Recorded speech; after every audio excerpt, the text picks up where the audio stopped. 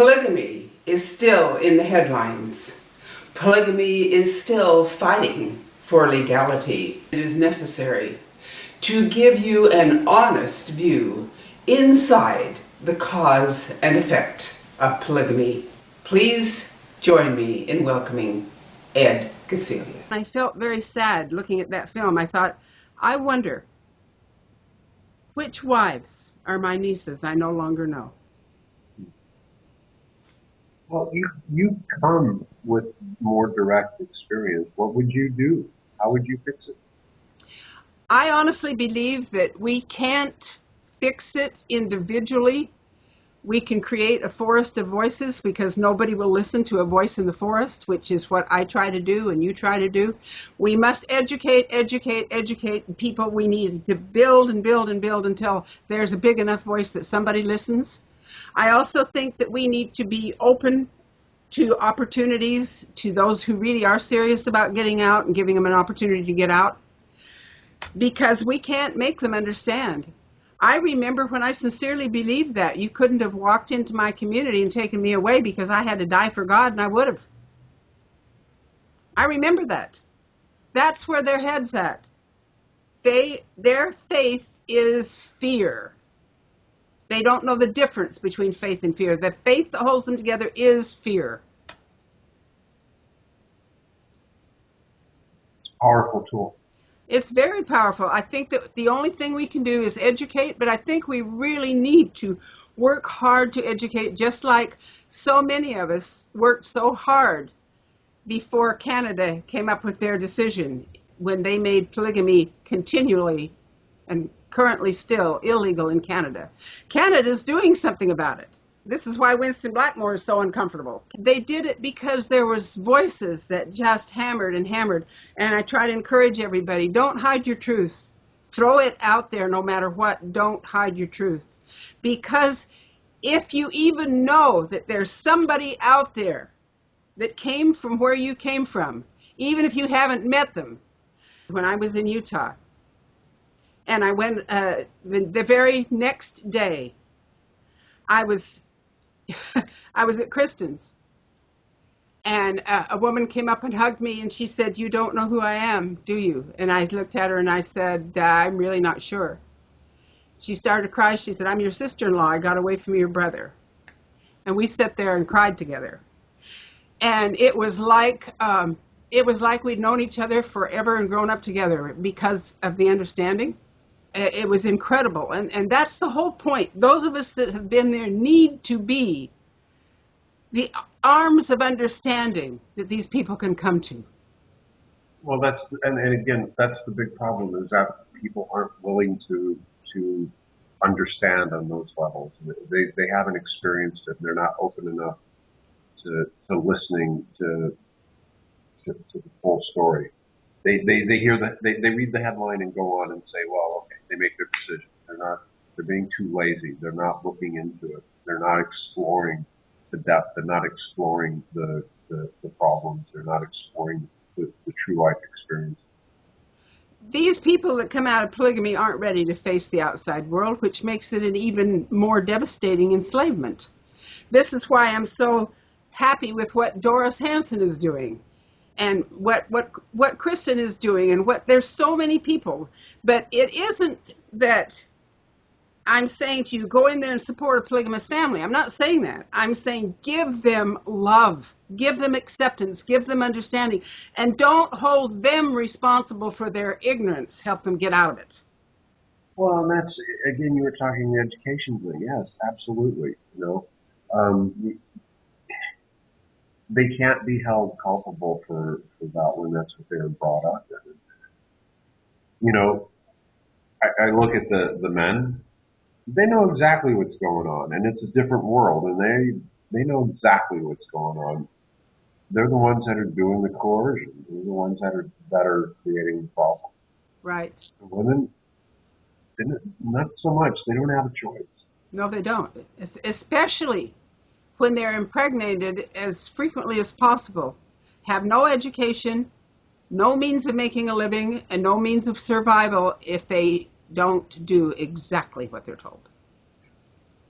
Out on your own. Yes. And I know that because I've been there and done that. Been there and done that. You know, I had 9 pregnancies, 6 living births, all except one by the time I was 23. If I was 23, my birth certificate is a forgery. Even the parents on it aren't my parents. But it was a forgery so that it looked like I was 15 years old when I got married, but I grew an inch and a half after the birth of my first child. You think I was 15? I don't think so. No, I don't think so either. Hmm. And I honestly did not know that sexual intimacy could be pleasant until after I got out of Utah, away from my first marriage, and met my late husband, Garland Kimbel. That's the truth. Wow. So when I look at the ignorance that these people are in, it breaks my heart. My empathy is huge for them. I understand that, and I feel the same way. And like I said, you go into the communities and you stumble across the groups, and there've been a couple of times that you just want to walk up to the guy that's just walking around so smug and arrogant, and you just want to deck him. Okay, let's be honest. Right. I'm serious. I'm not that kind of a person, but man, there've been a couple of those guys I've seen around that just they're strutting so arrogantly, and it's just like it, it's angry. Yeah, sometimes I think if they even had a little theater going on and the men had to put on the skirts and the women played the men's role just in the theater, what a head trip that would be for the men to even imagine what they're doing to other people. They have no. No, of course it would never happen. I'm just saying, it's too educational. They don't want it to happen. No. But the whole idea is that to say that I can treat another human being, I meaning anybody, as a lesser human being because of their complexion, their gender, their nationality, their religion, their financial income, that in itself is just plain sick. It boils down to a form of slavery. Yes, it is. Yes, it is. I want to thank you so much for indulging me and letting me get you on once again. It's very important, especially with this coming up in Colorado, that we keep educating, because that's all we really can do. That's the biggest gift we can do right now.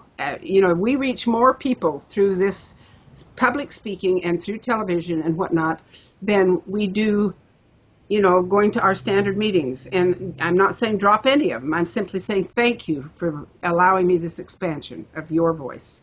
Oh, my pleasure. It's always great to talk to you. And yeah, you're right about talking to people and educating them as to the problems and what's really going on. So, anytime. Thank you. Thank you, Ed. As usual, you are great to have on this show. Thank you so much for helping to educate everyone about the inside nature of polygamy. Thank you.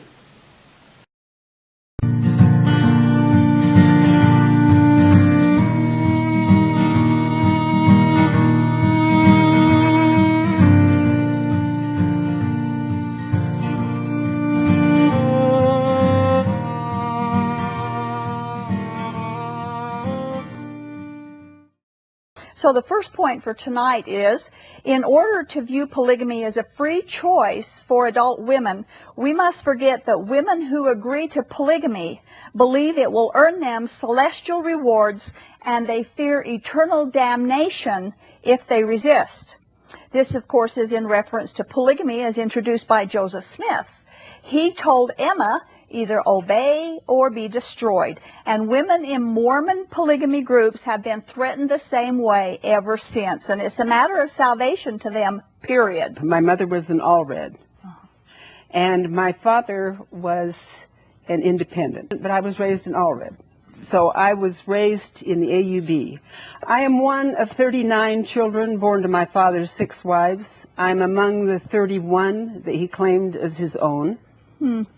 We were regimentally trained from the moment of our birth in blind obedience and complete dedicated servitude. My mother, like other polygamist women, was in bondage to fear, control, and the blind obedience to a bloodthirsty and angry God that we were taught to believe in. I grew up in extreme poverty.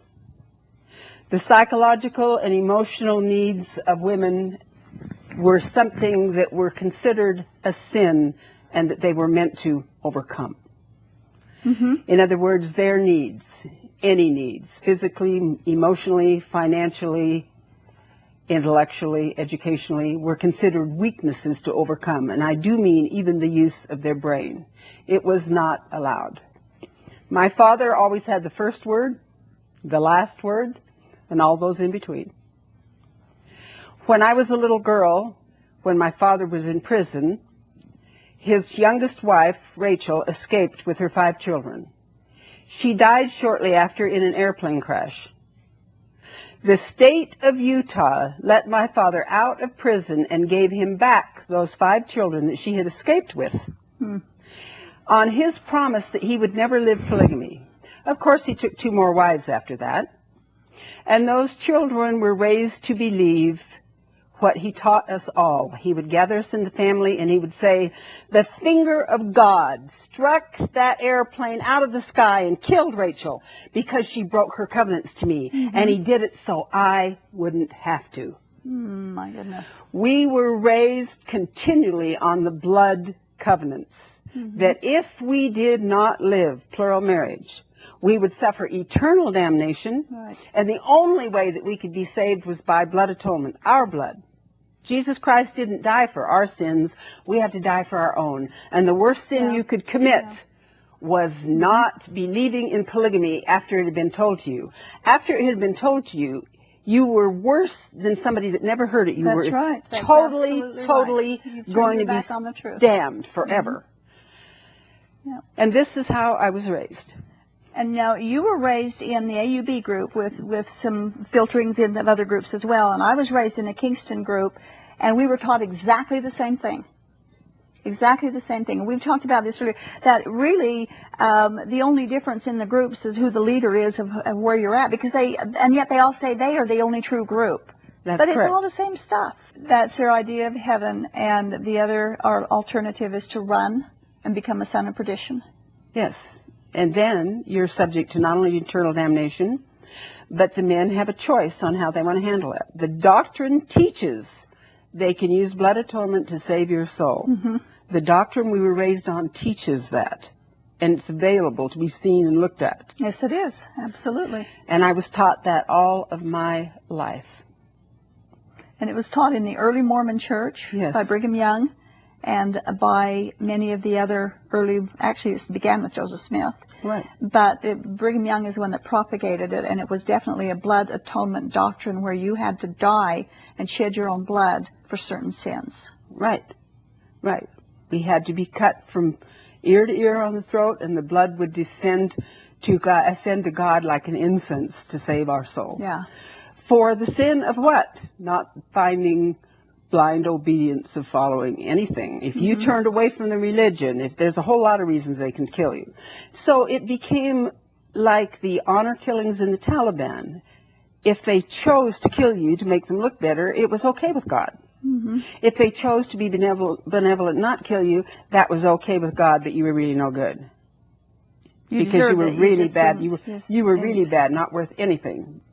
But you could live and be a servant. And so that's the category in which I fell. And I was told before I got married, now listen, you have to live polygamy. It's a covenant you must do for your salvation. If you don't, you will suffer eternal damnation. Right. And if you turn away from the gospel, now that it's been told to you, you're even worse off than you're never heard. worse than you ever could possibly be, and the only way you can be saved is by blood atonement. Your blood can be shed to save your soul, and of course we love you and we do want to save your soul. But you have your free agency. You may choose. Define free agency. My free agency was like holding a gun to my head and saying, hey, you can do what I say or I'll pull the trigger. Your choice. You choose which one you want. That was my free agency. Mm-hmm. There is no There's free no agency. free agency. Should adults have the freedom of choice to go into a polygamous lifestyle? I don't believe that freedom of choice is understood to start with. If you're going to be condemned to hell, it's not freedom of choice. If you are going to be abandoned by your husband and you won't raise the children, if you can't eat and you can't survive if he can't do anything he wants, it's not freedom of choice, it's coercion. So that is not freedom of choice. Right. And if you're whipped, beaten, and your children taken away from you and threatened, that's not freedom of choice. Mm-mm. There is no freedom of choice in fundamentalist religious polygamy. Our guest today is New York Times best-selling author Irene Spencer. Irene, it is so delightful to have you here today. Well, thank you. I realized that the books that you wrote were based on your real personal life story inside a polygamist cult. That's true. Inside of that cult, I understand that there was something equivalent to the Muslims' honor killings going on as a basic tenet of the religion. That something was called blood atonement. Will you tell us when you first heard about that? Well, most people think that blood atonement referred to the sacrifice that Jesus Christ made. But in Mormonism, blood atonement means that you have to pay for your own life by giving your blood, by having your throat cut or your blood spilled upon the ground, that it might ascend unto God, that he might forgive you of the terrible things that you have done. Now, when you talk about Mormonism, you're talking about fundamentalist Mormonism specifically, are you not? Yes, I am, but the fundamentalists got their doctrine from the journals of discourses and different things from Brigham Young and the early Mormon leaders. Will you tell us when you first heard about blood atonement as a child? Did you read about it later in a book as you grew up? When did you first hear about it? How did it apply to your life? I heard about it from the time I was a young child. We were told that there were certain sins that we could commit that only our blood could pay for. And it was really frightening because I remember as a child I used to worry they would read to us out of the Journal of Discourses and the sermons of Brigham Young, where he said that you could even be put to death for lying, and for stealing, for adultery. And it was horrifying because you used to think, well, if I stole anything or did anything and they found out, that I'd be put to death. So as a child, you were taught that if you disobeyed certain rules, that to kill you was okay as part of the religion, to save your soul, of course, right? Well, absolutely. In fact, Brigham Young said that if people knew that they had committed certain sins, that they would actually go to the brethren and beg of them to slit their throats and kill them, that they might be saved. And Brigham Young said that I have as much right to kill you as I do to baptize you. And so, and they say we're just doing it to save you. You know, we're doing you a favor, in other words. Irene, in all of these cults, like Warren Jeffs and all of the rest of them, had their own writings that they claimed were directly from God. So these Journal of Discourses that you were raised on, how do you know where they really came from? Well, the church actually had them put out. Everybody in the church, in the early church, owned them. My grandparents and great-grandparents, it was just the thing that they read, and they read them to us on Sundays, and so that we would know what went on in the church. Most people say, oh, these are anti-Mormon things. People are talking against the Mormons, but no, it came from the Mormons. So the Journal of Discourses are a basic book or set of books? I understand they're a whole volume of books. I'm not sure, but I think there's like 26 volumes, I think. And it has all the discourses of all the early presidents from Brigham Young on down, that, you know, and many of the sermons were actually printed in the Deseret News at the time. And Volume 4, I understand, has a great number of the blood atonement statements in it from Brigham Young. Is that correct? Yes. So as a little girl, you grew up believing that if you did not live all the commandments told to you, that you could be, and should be possibly, killed to save your soul. Am I interpreting that right? Exactly, exactly. And was one of those commandments absolutely mandatory, plural marriage? Well, plural marriage, we were told that we would absolutely lose our salvation. We would be damned if we didn't. And so we grew up not even considering not living polygamy. We were going to get into it and help a man become a god.